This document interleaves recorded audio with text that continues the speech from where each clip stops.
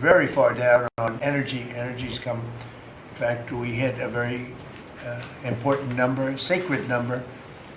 We had 3 states in the last 2 days, reported by our energy group, a group of very strong energy people, who said we hit $1.99 a gallon in 3 different states. And that's an amazing accomplishment because the gasoline prices are coming down. When gasoline comes down, everything, it's such a big category that when gasoline comes down, sort of everything sort of follows. But we inherited a mess. Affordability, but you can call it affordability or anything you want, but the Democrats caused the affordability problem, and we're the ones that are fixing it. So it's a very simple statement. They caused it, we're fixing it, and they have a tendency to just say this election's based on affordability, and nobody questions them, John. You know, nobody says, "Oh, well, what do you mean by that?" But they just say the word. They never say anything else because they caused the problem, but we're fixing the problem. And we're pleased to be joined today by many of the wonderful members of the farming community, as well as the Secretary of Agriculture, Brooke Rollins. Brooke, thank you. Thank you, sir. Treasury Secretary Scott Bessent. Thank you very much, Scott.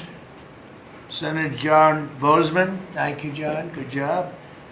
John Hoeven. Thank you, John. And Deb Fisher. Thank you very much. As well as Representative Austin Scott, who's been with us right from the beginning. Thank you, Austin. Good job. I'm delighted to announce this afternoon that the United States will be taking a small portion of the hundreds of billions of dollars we receive in tariffs. We are making a lot of money from countries that took advantage of us for years. They took advantage of us like nobody's ever seen. Our deficits are way down because of tariffs. I guess because of the election. Because without the election, you wouldn't have tariffs. You'd be sitting here losing your shirt. But we're taking in billions. We're really taking in trillions of dollars, if you think about it, Scott, because the real numbers, you know, when you think of all the money being poured into the country for new auto plants and all of the other things, AI. So what we're doing is we're taking a relatively small portion of that, and we're going to be giving and providing it to the farmers in economic assistance. And we love our farmers, and as you know, the farmers like me, because you know, based on voting trends, you could call it voting trends or anything else, but they're great people. They're the backbone of our country. So we're going to use that money to provide $12 billion in economic assistance to American farmers. $12 billion is a lot of money, Meryl. What do you think? Peanuts for you, though, right? Peanuts. She's a farmer of rice. This relief will provide much-needed certainty to farmers as they get this year's harvest to market and look ahead to next year's crops, and it'll help them continue their efforts to lower food prices for American families. And again, we inherited something that we inherited the worst inflation in the history of our country, and we're taking care of it. Farmers are an indispensable national asset, part of the backbone of America. I've always felt it so strongly. They're so important. Unfortunately, under sleepy Joe Biden, he's a sleepy guy, our farmers were crushed by the worst inflation in modern history and crippling restrictions on energy, water, and countless other necessities for farmers. And what they did to the farmer in terms of putting the brakes on was just absolutely unacceptable. In my first term, we had an agricultural trade surplus by a lot. We had a big surplus, meaning we were exporting American agricultural products all over the world, making a net profit, and in many cases a very substantial profit. He came in and ruined it. Biden turned that surplus into a gaping agricultural deficit that continues to this day, but we're knocking it down. It's starting to go very good. In fact, China, as you know, is buying a tremendous amount of soybeans, and the number, I spoke with President Xi recently, very recently, and I think he's going to do even more than he promised to do. So I think the relationship is a very good one. I think he's going to do more than he promised to do, and what he promised to do is a lot. So we're very happy with that. In the last year, Biden bankruptcies rose by 55%, having to do with farms. So farm bankruptcies under Joe Biden went up 55%. That's not good. But now we're once again in a position where a president is able to put farmers first. But unfortunately, I'm the only president that does that. On day one, I terminated the Green New Scam.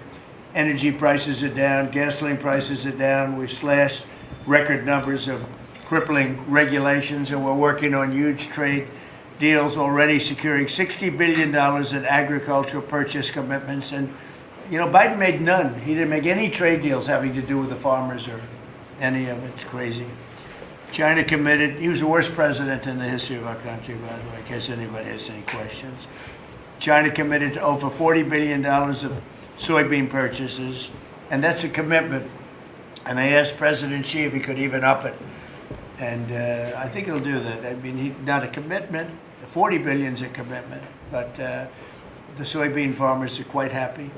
Since my successful meeting in South Korea with President Xi, purchases have been made and soybeans are being exported out of the United States to China as we speak. And I say that our soybeans, I told this to President Xi, our soybeans are more nutritious than competitors. Somebody said, is that a Trump statement or is that real? In fact, you know who asked me that question? President Xi asked me that question. He said, really, I had never heard of it. And he was a food purchaser for a long time. But that's what I hear. And Japan agreed to $8 billion in purchases of corn, soybeans, ethanol, fertilizer, aviation, biofuel, and rice. You know, Japan never bought rice from anybody else. It's like a very important thing to them. And they agreed to buy rice, okay? Absolutely. So I also proudly signed into law the largest tax cuts in history, and the one big, beautiful bill, the monumental tax relief bill that is benefiting very, very strongly, benefiting the American farmer. And I think also for farmers, we have, as you know, and we got this, the estate tax, or the death tax, as they call it, on farmers, on small businesses. You don't have to pay it anymore. A lot of farms would you love your children, and your children are great, and they want to be farmers, and you leave the farm and your children, and a lot of farms are sort of cash poor, land rich, cash poor, and the kids would go to the local bank or to any bank, and they'd borrow money to pay the estate tax, and they'd end up losing the farm. They go bankrupt, and a lot of death too. You know, literally. Because they love their farm and they love their business and they love that way of life, they end up committing suicide. A lot of suicides. We have no more estate tax. How about that? Do you have children? I do. Well, let them know. Now, if you love your children, then it's good. If you don't love your children, you don't have to leave them anything. It doesn't matter what I just said. They're still young. I still love them. I have a feeling you love them. I still love them. I have a feeling you love your children. But the estate tax is a very big thing, so you don't have estate tax. You die, you leave your farm or whatever, or small business to your children, you don't have to pay estate tax. It seems to affect the farmer more than anybody else, because you can have a farm that's very valuable, and therefore you have to pay a big tax, but it's not a big value in terms of cash. Maximizing domestic farm production is a big part of how we will make America affordable again, and bring down grocery prices for American families. And again, these are prices that we inherited. When I left, we were doing incredible. In 4 years, what they've done to this country in so many, and not even mentioning the border and the criminals allowed into our country and all of the other.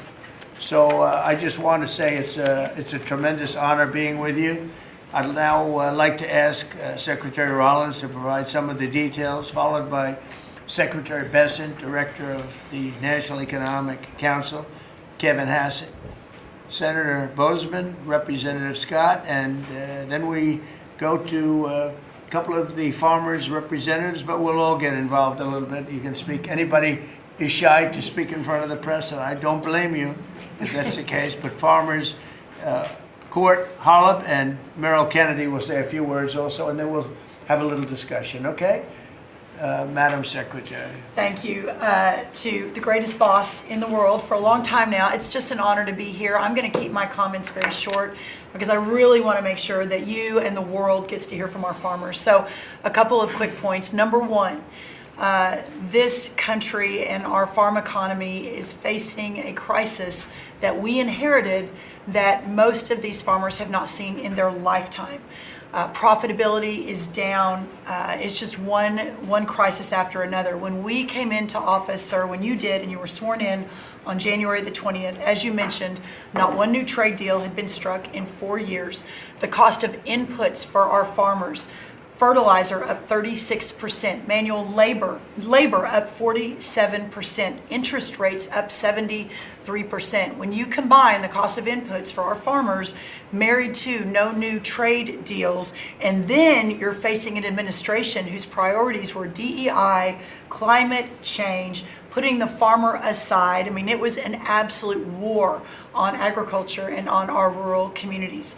That all changed on January 20th. So as, sir, we are working, and you have been just so resolute. I mean, these are our people. Rural America is the fabric of our country. This is the way of life that preserves the American dream for the next 250 years as we celebrate the first 250 years. So we began to go to work immediately. What these elected officials sitting across from us did with the One Big Beautiful Bill, with a lot of help and direction from you, was the largest investment in rural America in any of our lifetimes. We will begin to see that effectuated next year in 2026. As we have fought to bring input costs down, you have talked about, and even this weekend did an executive order, signed one, on looking into the reason that so much of these costs have been driven up over and over. Equipment, again, fertilizer, seed, et cetera, et cetera. We have to make sure we understand why that is. And then the continuing of the additional trade deals across the world. And no longer will America be held and beholden to the regime of other countries' tariff infrastructure. Instead, we are moving our products out across the world. Having said that, and we have been listening to the farmers for the last 10 months, 11 months, sir, that the bridge that is needed to get from the last administration and what basically happened under the last president and the last U.S. Department of Agriculture to this new golden age for farmers, where instead of farming for government checks, they can farm to feed their family and sell their products and pass it on to the next generation, that this bridge is absolutely necessary based on where we are right now. So as the president said, we are very pleased to announce that today we are going to be effectuating an $11 billion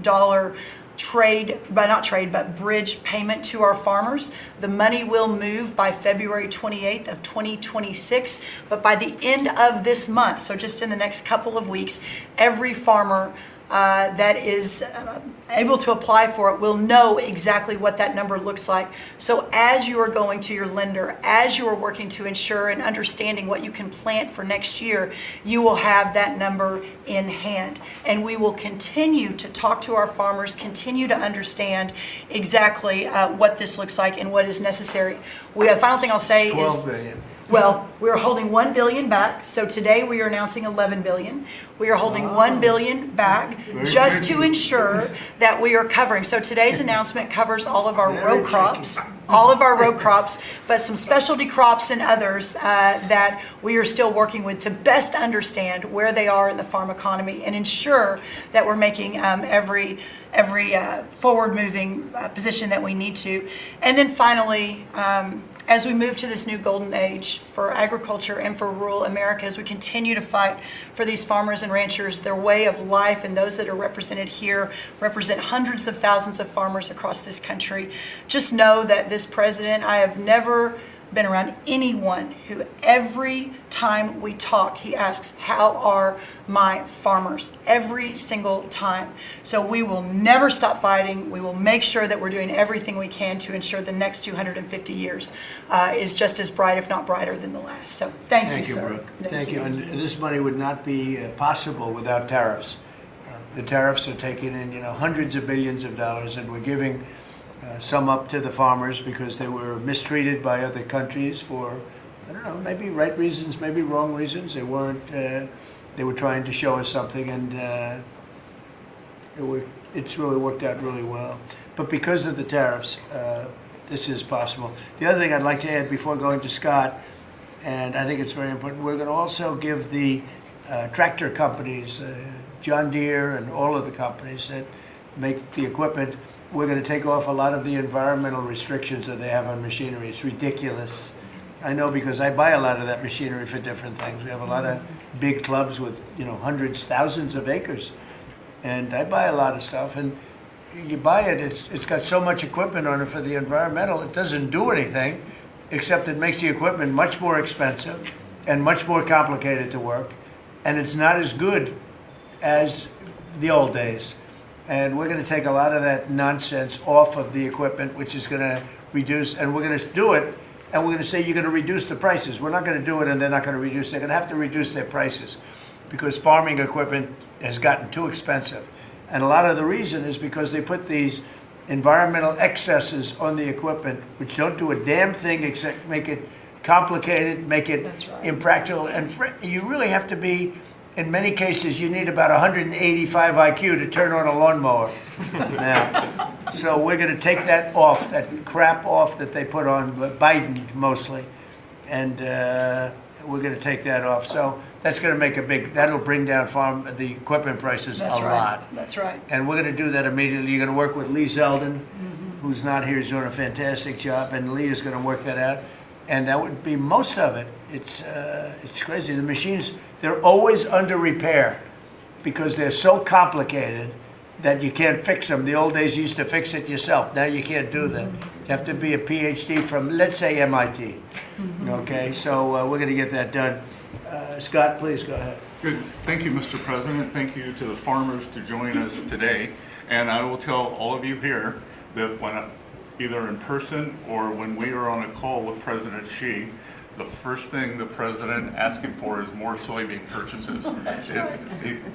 We don't talk about geopolitics. We don't talk about trade. It's about soybean We purchases. don't even say hello. We immediately start. Soybean. We start with the soybean, please.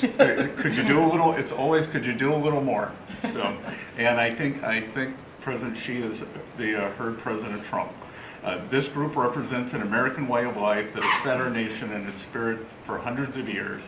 You are the caretakers of the most productive agricultural country on earth. You drive hundreds of billions of dollars in exports, support millions of jobs, and keep America's economy running strong. And this administration is committed to keeping it that way. By putting farmers first, President Trump is ushering in a new golden age for agriculture. The President's $11 billion relief package for America's farmers comes at a critical time. These direct payments will give producers the breathing room they need to market this year's harvest and plan for next season. This serves as a liquidity bridge during a period of adjustment, supporting the strongest agricultural sector in the world. Add this to President's success in reining in Biden-era inflation, thanks to the administration's pro-growth policies, input costs like fuel and fertilizer are easing, and credit conditions are improving, interest rates are coming down, helping farmers prepare for the next harvest. President Trump scored a massive victory for America's farmers when he secured an arrangement with President Xi in Busan to reopen China's markets to U.S. agricultural exports, especially soybeans, sorghum, and other commodities. Under this framework, China committed to purchase at least 12 million metric tons of U.S. soybeans this growing season, followed by a minimum of 25 million tons annually for the next 3 years. And it's not just China. At the President's direction, Treasury, USTR, and the Department of Commerce have secured supplemental purchases of U.S. agricultural goods in major trade agreements across the world to open new markets to America's farmers. The One Big Beautiful Bill also delivered transformative benefits for America's small farmers. It locked in full expensing for farm equipment and 100% expensing for farm structures built during the President's term. I believe Representative Scott and a group in the House, we were originally just going to do factories, and they called us and said, you need to do farm structures too, and the President said, we're all in.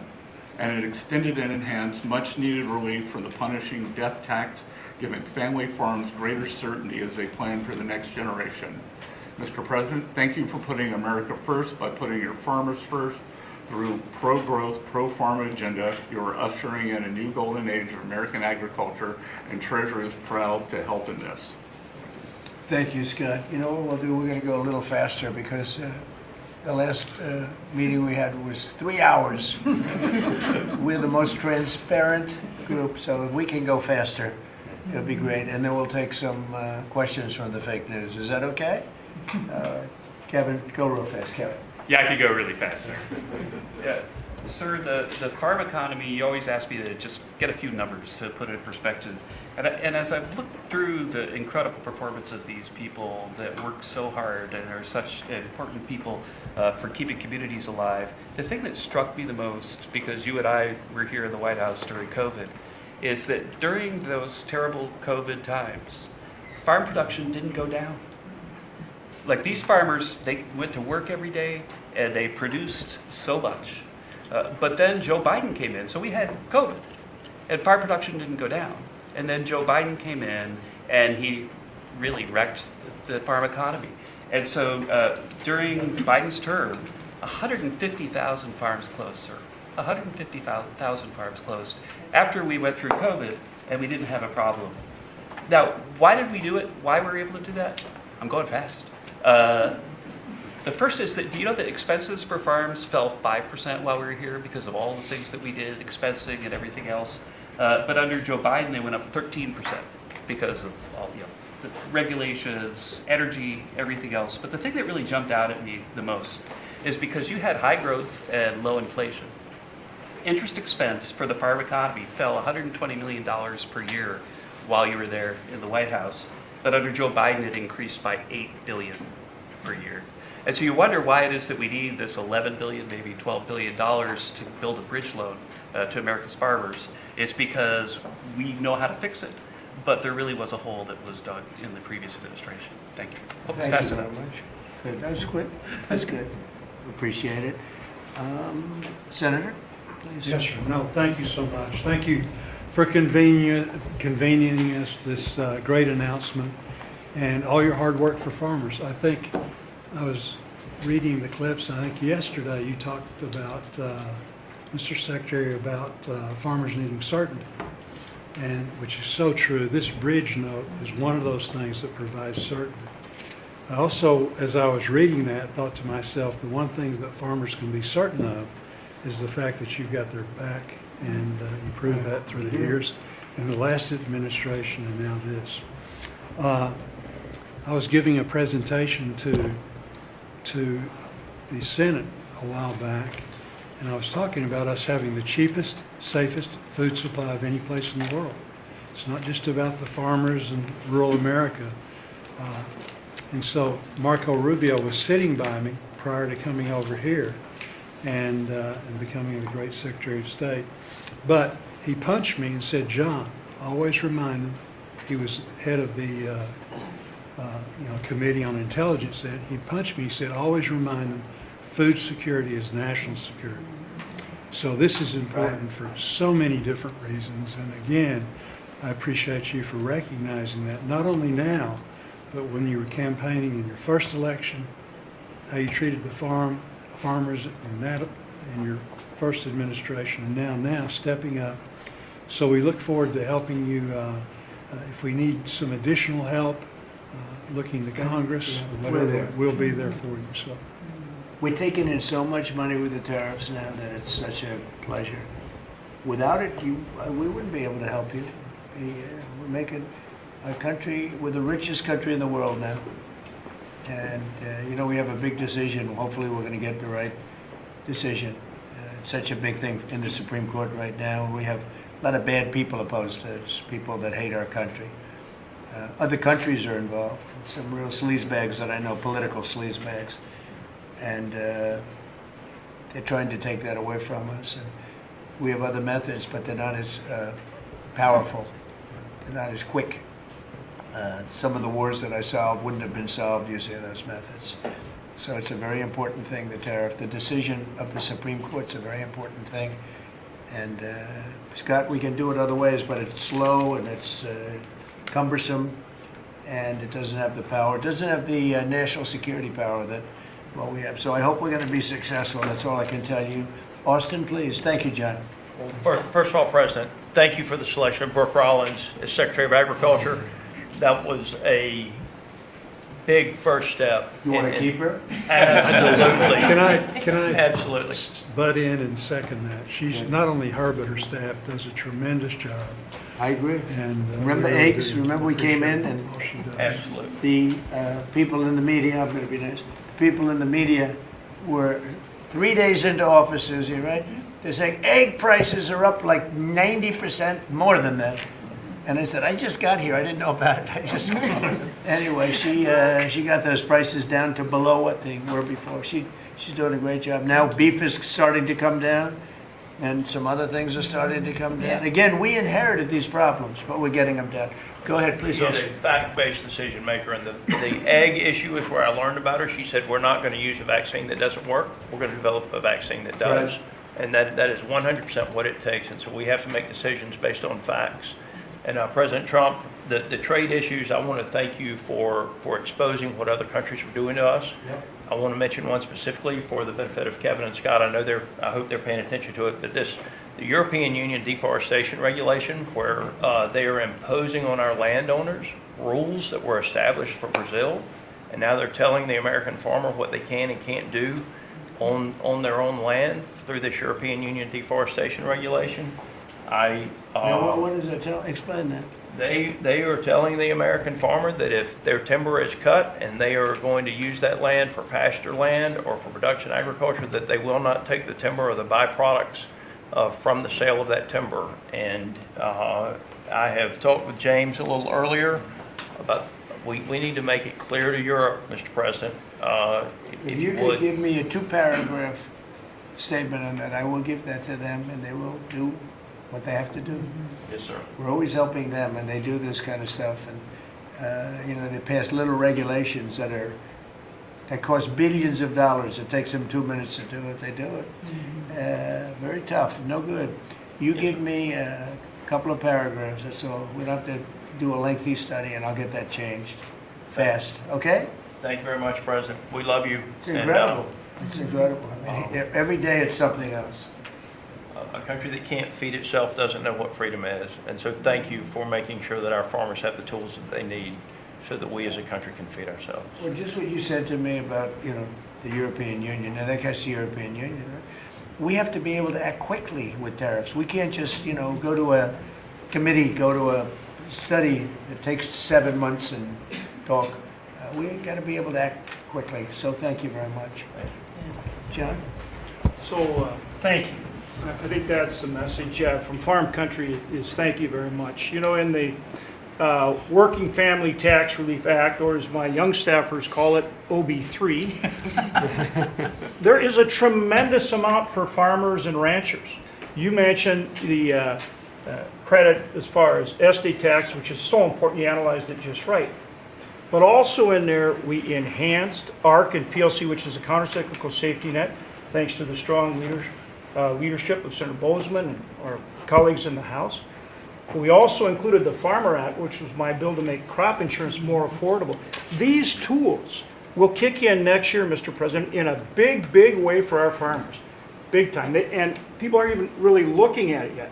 But it's going to be a very big deal. So today is all about bridging to get there. And I want to thank Secretary Bassett and Jameson Greer. They're tremendous.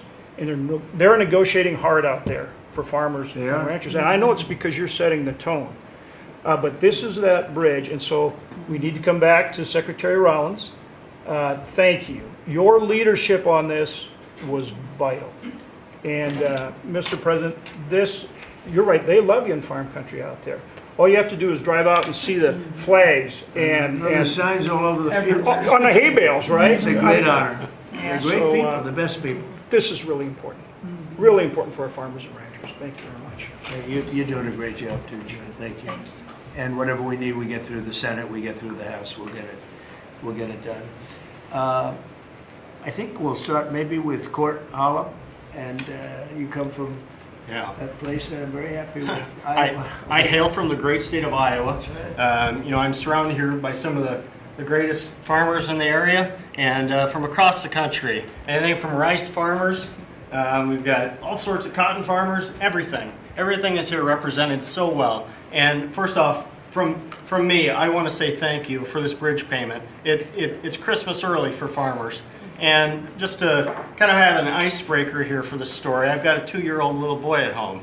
2-year-old little boy and a 4-month-old little girl. And the other day I was reading my little boy a story at night, putting him to bed, and he said, "Daddy, I don't want Santa Claus to come to our house for Christmas. I want President Trump." And I think, Mr. Trump, I think you brought Christmas to farmers. With this bridge payment, we'll be able to farm another year, help us get by. It's such an honor to be here with you. I lost my grandfather and a hard hand in 2002 in a farming accident. And he instilled in me at an early age to love the land, to take pride in what we do. Was that a machine accident? It was a machine accident. And it gets in your blood to farm. It's in our blood. Despite what happened, I want my 2-year-old to farm. I want my 4-month-old daughter to have an opportunity. And what you're doing here in DC is working. You have a backbone to stand up to other countries for trade. You're getting things done. Tax provisions. I'll be able to potentially pass on a farm to my children because of you. Ethanol. You're working for ethanol. Trying to get E15 year-round. We're dealing with California, Prop 12. Let's continue to work on that. I think we can have a lot of domestic product used here in the country, and we can keep America first, and you're good at that. That is who you are. And if we keep that E15, you could have the biggest... E15 is a big deal? E15 is a great deal, year-round. Okay. You could have the biggest stamp. I did that. Trump did that, and we would thank you. Farmers would love you more than anything if we could continue that. Continue to use domestic product, use the byproducts, and even be able to export to other countries. And so what you've done here, and just having us here in the White House with you, sitting beside the Secretary and all these other great individuals here, what a true honor. And I will take pride in this meeting, and I will take this home for many generations to come. And because of what you're doing, hopefully them generations can stay on the whole Bland farm. Well, we're going to bring you into the Oval Office when we're finished, okay? The farmers, nobody else, just the farmers. And we'll take some pictures. Our representatives also. We have to let them, because they're doing a great job, John and Austin. We appreciate it. You're doing a great job. Meryl, go ahead, please. Tell us about rice. Rice. Well, thank you, first of all, for inviting me here. And my friend, the secretary, you have an incredible lady right here. She really is.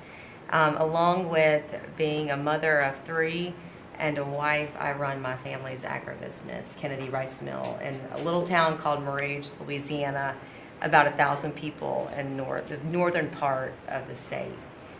We employ around 150 people taking rice from the field to a finished product, supplying some of the largest food companies that many of you would know here domestically, but also abroad. And my sisters and I, because there is 4 of us, right? I'm the youngest of 4 daughters, started our own rice brand a few years ago to just tell the story of American agriculture that hadn't really been told before.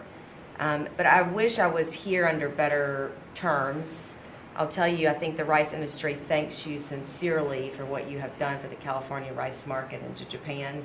It has been monumental for our industry.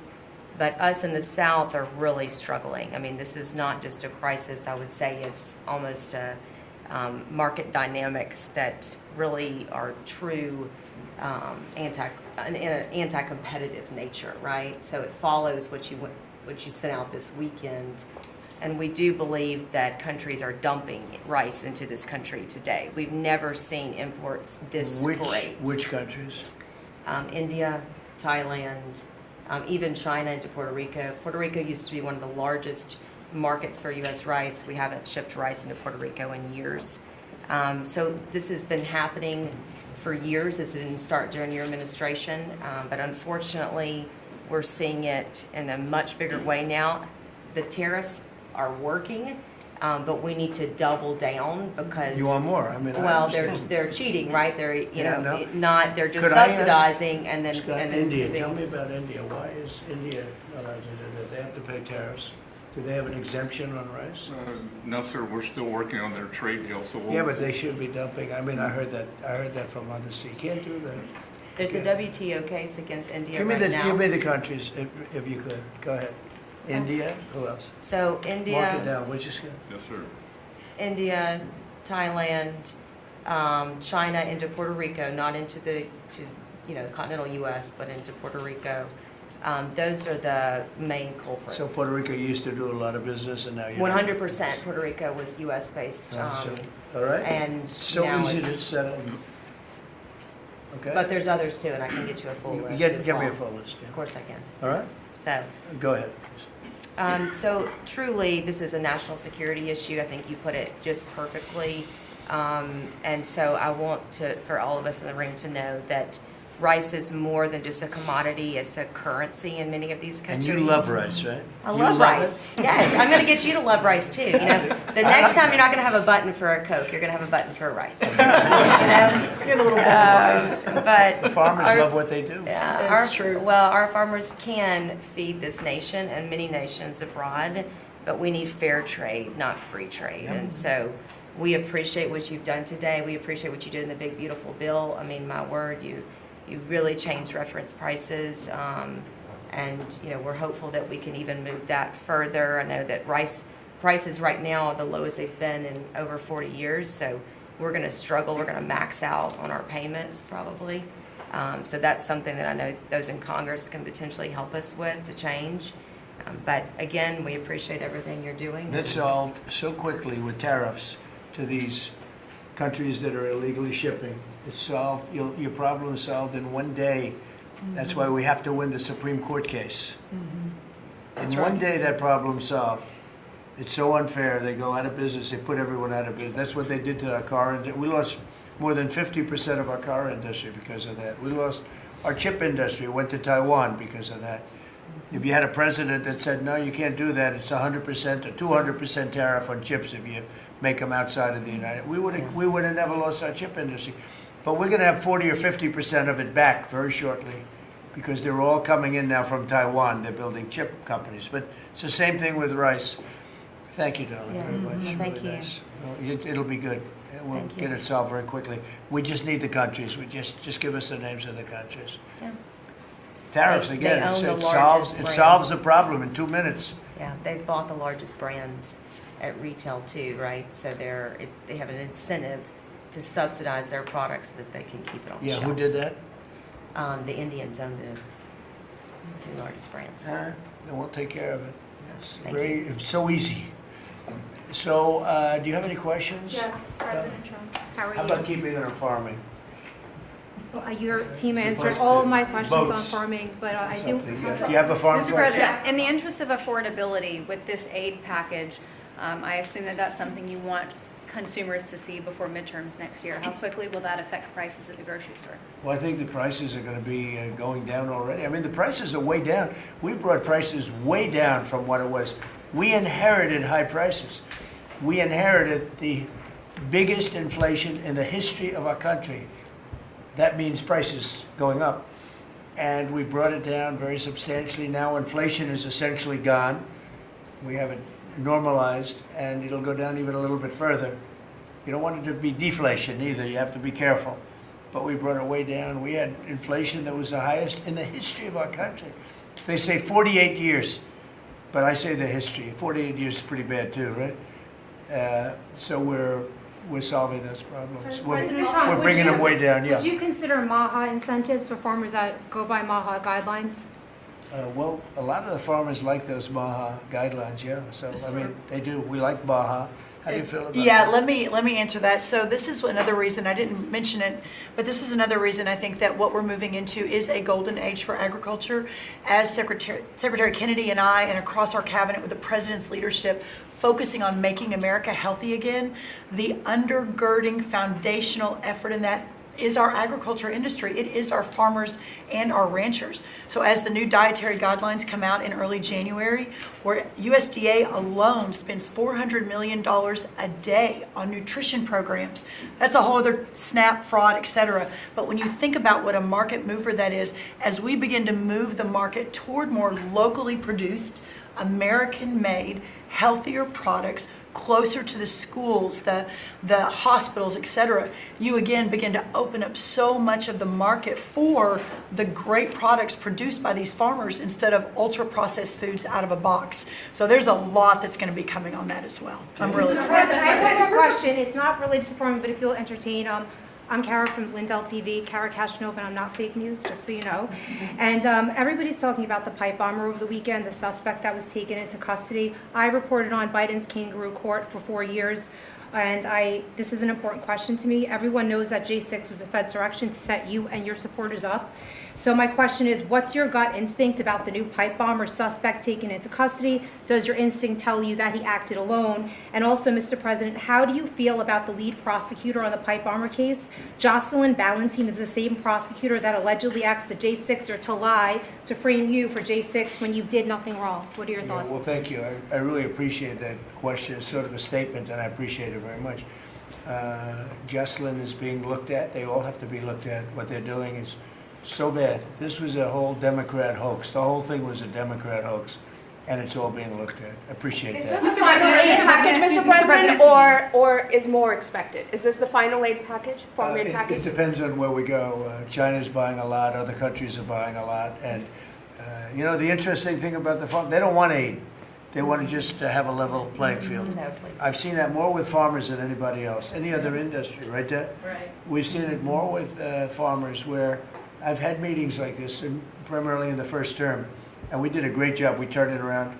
This is going to be the golden age. But the farmers don't want aid. They want to have a level playing field, because if they have a level playing field, they'll do better than anybody else. They're better than anybody else. Our product is incredible. Our machinery is incredible, right? I mean, we do have the best machines. It's a very big statement I made, though. The environmental excess that we have put onto our tractors and all of our machinery. Do you all agree with that, by the way? You don't Yeah, it's got to go. It doesn't do anything except make the machines break all the time. Yeah. And I must say, I like to buy old machinery. I said, buy old, Yes. because it's better. The new stuff is terrible. It never works. Never works. Mr. President, you said that you would have no. Listen to Mr. this. President, you said you would have no problem with releasing the full video of that strike on September 2nd off the coast of Venezuela. Secretary Hegseth I now didn't say says. that. You said that. I didn't say that. This is ABC fake news. You said that you would have no problem releasing the full video. Okay, well, Secretary Hegseth. Whatever Hegseth wants to do is okay with me. He now says it's under review. Are you ordering the secretary to release that full video? Whatever he decides is okay with me. So every boat we knock out of the water, every boat, we save 25,000 American lives. That was a boat loaded up with drugs. I saw the video. They were trying to turn the boat back to where it could float. And we didn't want to see that, because that boat was loaded up with drugs just like everything else. But every boat we shoot down, and I don't know if you know, we're 92 or 94% down in drugs coming in by the sea. And we're trying to find who are the 6%, because I don't know, people aren't liking to drive boats right now loaded up with drugs.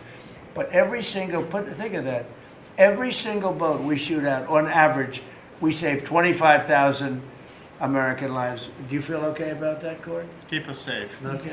I know my man. What about you? Are you okay with that? I'm totally fine with Are you that. committed to releasing the full video? Didn't I just tell you that? You said that it was You're up the to most Secretary Hegseth. obnoxious reporter in the whole place. Let me just tell you, you are an obnoxious, actually a terrible reporter, and it's always the same thing with you. I told you, whatever Pete Hegseth wants to do is okay with me. Midterms, and I just have a quick question. There's at least 20 House Republicans who have either said they're going to retire or not run again. Do you And have any Democrats concerns also. about the And Democrats Right. also. Do you have Well, any? why don't you mention them? How many Democrats are going to retire? Do you, How many well, Democrats? well, that's what I was going to ask No, you. but Do you why don't have you tell me the number of Democrats, too? You tell me Are about... you concerned about the narrow margins? And No, I'm not concerned. I think we're going to do Congresswoman well. is among them, and We will have the Nassau greatest County economy. Bruce Blakeman, who you know as well, is considering running for We're going to governor. have the greatest economy in history. How many Democrats are retiring? How come you only know the Republicans but not the Because I Democrats? came prepared to ask you a question about. No, you're your- unprepared because you should know the Democrats. You're totally unprepared. Go ahead. Well, can I ask a quick follow-up Who you with? about? Who you with? I'm with New York Newsday, and I also have a quick follow-up. Congresswoman Elise Stefanik is among those who is running for She's New York great. governor.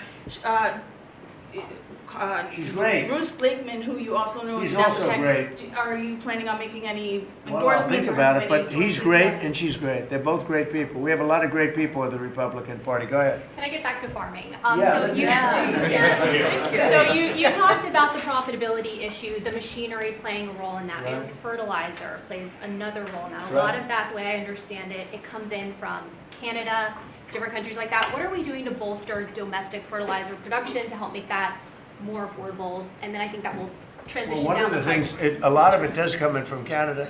It does. And so we'll end up putting very severe tariffs on that if we have to, because that's the way you want to bolster here. And we can do it here. We can all do that here. But I would say what you do, you put very severe tariffs on from coming into other countries. You'll be making your own fertilizer very soon. In fact, Secretary Burgum, this cabinet is so remarkable. Instead of just seeing each other every month, we're literally talking every day, multiples of times a day. But our Secretary of the Interior, I, and Secretary Besson and others, we have a whole plan in place, including the reshoring of fertilizer and the opportunity to do it in America. Having said that, we've also, per the President's guidance, issued a directive. These fertilizer companies, the seed companies, the equipment companies, all of the above, as our farmers have struggled year over year, the meat packing companies continue to make, a lot of money, hand over fist, a lot of foreign-owned companies. So that's why the President has been very unequivocal in saying we got to figure out why all these input costs are skyrocketing and all of our farmers are struggling, which we're going to do. So That is a when they great take- question and When very they take like important. fertilizer out of the country, all of a sudden we don't do it anymore. Then they start charging and sending the, very high prices from other countries, whether it's Canada or somebody else. We're not going to let that happen. Okay? On the quality figure. of foreign produce. You spoke about soybeans and how the quality here in the United States obviously is a lot better. That's what I've heard. Yeah, is the default of this administration, because that's an issue I understand with root vegetables, citrus as well. Is the default of this administration that even if it's a little bit more expensive homegrown, you will choose homegrown over cheaper produce abroad? I like homegrown. Some things we can't grow because we don't have the heat. There are some things, little delicacies or maybe not such delicacies, but they grow better in warmer climates, very warm climates actually. But for the most part, I like homegrown. Mr. President, thank you. One on this announcement and then one on foreign policy, if I may. Are you open to tapping into tariff revenue again should farmers find they need additional relief to get to that level Yeah, playing field? if we're going to make the farmers so strong, and I'm not even talking about financially, because they just want to be able to produce what they can produce, and we're going to make them so strong that it will be indeed a golden age for farmers. And then on Russia and We had it going in the first administration, and then Biden came in and ruined everything. They had no idea what they were. They did. I mean, I think they hated the farmer. I love the farmer. And That's then, why I got 94% of the vote from the farmers. But they hated the farmers. I love the farmers. Go ahead. and then on Russia and Ukraine, obviously your administration has been having talks with each side. Given that there is no peace deal at this point, will your administration stay engaged in those talks to effort a peace deal? We just want to see people stop from being killed. We don't, as you know, Joe Biden gave them $350 billion. You know what I gave them? Nothing. I did give them javelins at the beginning and knocked out a hell of a lot of attacks. But and Obama gave sheets. Remember, Obama gave sheets and I gave javelins. But no, we have a great situation going over there, except for one problem. You got a lot of people dying, and I want to see that stop. So you have mostly Ukrainian soldiers and Russian soldiers. Last month, 27,000 soldiers died, mostly soldiers. A few people from the dropping of a missile in the middle of Kiev or wherever, which is a terrible thing. But mostly soldiers. 27,000 soldiers died last month. That's what I want to see stop. We, as you know, we now sell equipment to NATO at full price, and NATO takes that equipment and probably gives it to Ukraine. I guess they could give it to others too, but for the most part, give it to Ukraine. And they're working with Ukraine and in terms of distribution of equipment, missiles, etc. But we aren't spending money. What we are doing is spending time on a humane basis. We want to see if we can stop the killing of 27. It would have never happened. This war would have never happened if the election weren't rigged. If I were president, this war would have never happened. President Trump, Trump, do you support the Paramount deal that If you could you pick talked a lot about anything- the soybean purchases? Say it. You've talked a lot, obviously, about China's Yeah. soybean purchases. Some lawmakers from North and South Carolina have raised concern that U.S. tobacco farmers were told that China would not purchase flu-cured tobacco this year. Has that come up in your conversations No, I at all? haven't heard that, but we're doing well. The tobacco people, because of the deals I made, they're doing very well. But that could be, if it's the case, I can get it solved very quickly. Do you know, President Trump, let do us you know how you settled on this 12 billion or 11 billion plus one more billion We dollar did, yeah. figure? We looked at how they were hurt, to what extent they were hurt. We did a very, steady progression of charts, and we figured out a very exact number, and it was about $12 billion. Okay. President Trump, if you had one Christmas wish for America besides making American farmers great again, what would it be? I would say very simply, I go by a statement when people ask that question. Remember that question was asked to Ted Kennedy, and they said, "Well, what are you going to do to make America great?" And he couldn't answer the question. I have a very simple: we're going to make America greater than ever before, and we're going to do it through a series of tariffs, intelligent taxes, and incentives. And our country has never been stronger. We've never had anything like coming in. We have $18 trillion coming into our country right now. There's never been anything like it. And if you ask me that, I'll say I just want to keep doing what I'm doing because there's never been anything like it's happened. Do you support The biggest number ever in history was $2 trillion. And we're at $18 trillion. This is money pouring into our country on building car plants, on building AI plants. We just want to keep doing exactly what we're doing because nothing like this has ever happened in the history of the world, not just our country. There's never been, Scott, would you say that's right? There's never been anything like the investments coming into America. So this is President, do a you- record year. Record year. Do you support the Paramount deal, sir? On healthcare, Mr. President, 22 million Americans are expected to see their healthcare insurance premiums start to rise by the beginning of next year. You're talking about because Obamacare is so bad? Yes, well, sir, because the Obamacare subsidies are expiring. Are you That's going to do because any? Obamacare is so bad. What is the Republican plan? Are you going to let that happen on your watch? What I'm going to do is, if the Democrats go along with it, which they don't want to because they want to make the insurance companies very rich, okay?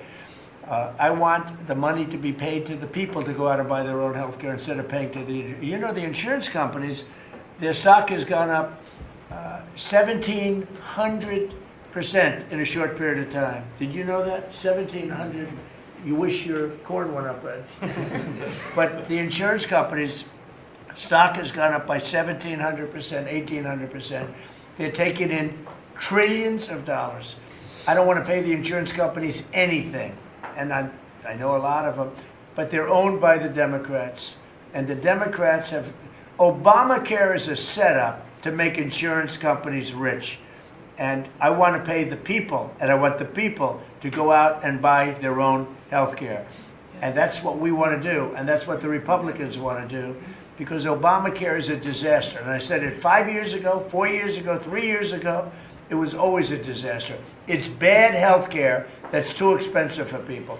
And now your premiums, and you said it better than I said it. You said the Obamacare premiums are going to go up. They're going way up. And what I want to do is have the money. And you know who's getting that money? A lot of it is the insurance companies. I want the people to get the money and go out and buy their own health care. And everybody wants that. Right? Okay. When Mr. President put that bill on the floor, sir. Do you have any reaction on the fine that was imposed to X by the European For what? Union? To X, to the platform X, the fine Wow, that the that European was Union pretty imposed? amazing. You're talking about, is that European Union or is it, who did that? European Union or UK? Yeah, the European Commission. Whoa, that's a nasty one. Do I you don't consider it know. an attack? Elon has not called me to ask for help on that one. But no, that's a tough thing. I don't think it's right. No, I don't think it's right. I don't see, how they can do that. No. I'll speak about it later. I'm going to get a full report on it. Look, Europe has to be very careful. They're doing a lot of things. We want to keep Europe Europe. Europe is going in some bad directions. It's very bad for the people. We don't want Europe to change so much. They're going in some very bad directions. That was a big thing. You directed a review of the childhood vaccine schedule, possibly to match what is on par with peer nations in Europe. Would you support ending federal mandates and just making those recommendations for schools? You're gonna have to say it again. As far as the vaccine Louder. as far as the vaccine schedule for children, would you support ending the federal mandates and making it optional for schools? Well, we're looking at a lot of things having to do with vaccines and with the different. I think we take like 88 different shots, all wrapped up in one big glass of stuff like that, and we're going to be reducing it very substantially. Do you support the Paramount It'll be safe, bid, Mr. President? but we're going to be reducing it very Do you substantially. support the Paramount bid for Warner Brothers that came I don't this know enough morning? about it. You spoke about Netflix last night, saying you have concerns about them. I know the companies very well. I know what they're doing, but I have to see what percentage of market they have. We have to see the Netflix percentage of market, Paramount, the percentage of market. I mean, none of them are particularly great friends of mine. You know, I want to do what's right. It's so very important to do what's The right. Paramount deal is supported by Jared Kushner, Mr. President. Would that impact your decision? If Paramount is, I don't know. I've never spoken to him about it. He's really trying to work on Gaza. I think Gaza's his primary thing is Gaza. If you're making house visits on Christmas Eve, as he suggested, does the beast need to be fitted with sleigh reels? You want to answer that question? Absolutely. We should put sleigh rails on the beast, yes. Madam Secretary, do you support that? Go ahead. That Republican plan that you just talked about when it comes to health care, when do you expect Republicans to put Oh, that we're on? looking at it very strongly, and we're also going to the Democrats and asking them to do it. The Democrats want to make the insurance companies rich.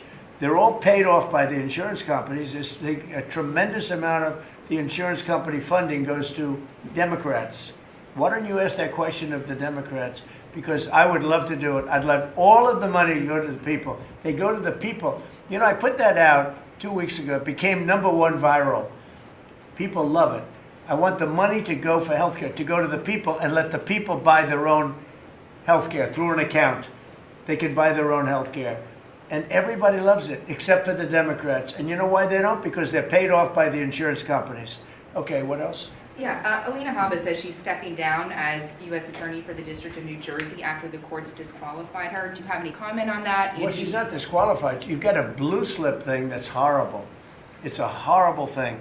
It makes it impossible to appoint a judge or a U.S. attorney, and it's a shame. And the Republicans should be ashamed of themselves that they allow this to go on, because I can't appoint a U.S. attorney that's not a Democrat, because they put a block on it. So if you appoint in Virginia or in New Jersey or in California a U.S. attorney or a judge, I mean, a judge situation is ridiculous.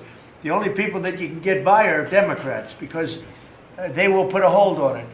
If I put up George Washington and Abraham Lincoln to be U.S. attorney in New Jersey or to be U.S. attorney in Virginia, we have Democrat senators, they will not approve them. And this is a gentleman's agreement that's lasted for too long, and it doesn't make it, especially in light of what's going on today. It means you can't appoint a Republican U.S. attorney, and we don't play the same game with them, but they do. And I hope that somebody speaks to Senator Grassley about doing something about the blue slip, because I'm telling you, John, I put up great people, top people, highest education, the best lawyers to be like U.S. attorney, and both senators. It only takes one, but if they're Democrat senators, they say we're not going to approve it. I had a couple of them say, "Why don't you appoint Democrats?" All because Senator Grassley, with his blue slip stuff, will not let anybody go by. By the way, the Democrats have violated the blue slip provision on numerous occasions, but we don't do it. And what it means is, I guess I just have to keep appointing people for 3 months and then just appoint another one. And it's a very sad situation. We're losing a lot of great people. We have about 7 U.S. attorneys who are not going to be able to keep their jobs much longer because of the blue slip. Because unless, I think I know why they did that, to protect their ass. Okay, that's why they did that. But it should be done away with. I want to be able to appoint the most highly educated, the most respected people. They can't keep their jobs because of the blue slips. Terrible. Okay, thank you very much, everybody. Thank you. The farmers, let's come into the Oval Office. All right, Deb, come on. We're going to go into the Oval Office. Thank you, Press. You're going to see what a real office is.